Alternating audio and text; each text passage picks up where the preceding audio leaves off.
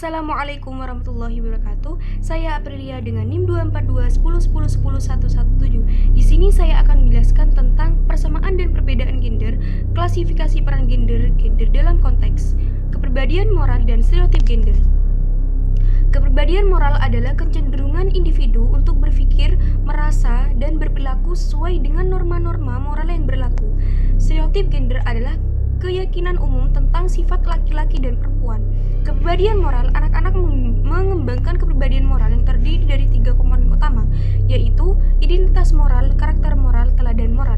Identitas moral, anak menjadikan prinsip moral bagian dari diri mereka. Melanggar prinsip ini berarti melanggar integritas diri. Karakter moral, anak yang berkarakter moral menunjukkan kemauan kuat, integritas, serta kebajikan seperti kejujuran, kepedulian, kasih sayang, ketekunan, dan ketaatan.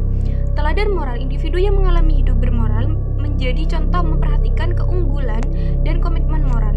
Jenis kelamin dan stereotip gender. Sejak usia prasekolah, anak laki-laki dan perempuan menunjukkan preferensi mainan dan aktivitas berdasarkan pengaruh biologis, kognitif, dan sosial.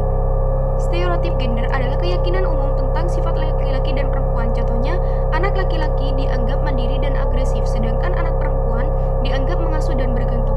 Penelitian modern menunjukkan stereotip ini masih kuat walaupun mulai berubah selama masa kanak-kanak dan remaja.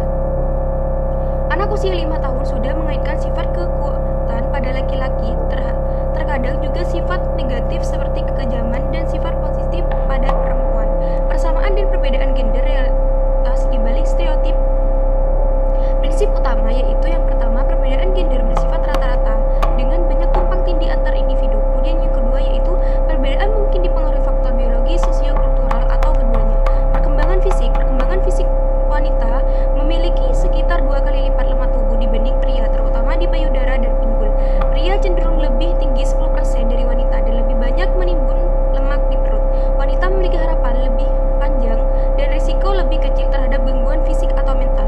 Otak laki-laki sedikit lebih besar, tapi otak perempuan lebih banyak memiliki lipatan. Area keterampilan fisiospasial lebih besar pada pria, sedangkan aktivitas masih lebih aktif pada wanita, seperti yang saya contohkan pada gambar di atas.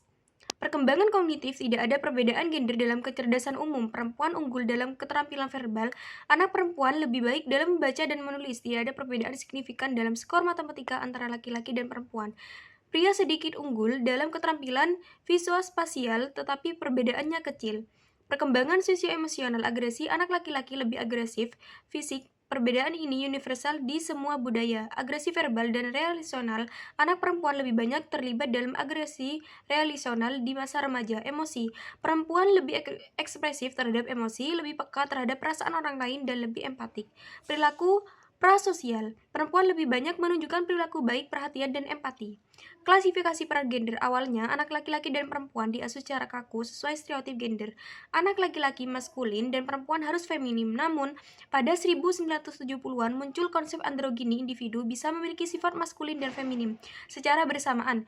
Misalnya, seorang laki-laki bisa tegas maskulin sekaligus penyayang feminim. Anak perempuan bisa kuat maskulin dan peduli terhadap perasaan orang lain feminim. Sandra Bem dan pakar lain menyatakan bahwa orang androgini lebih fleksibel, kompeten, dan sehat mental. Meski demikian, konteks sosial berperan dalam hubungan personal.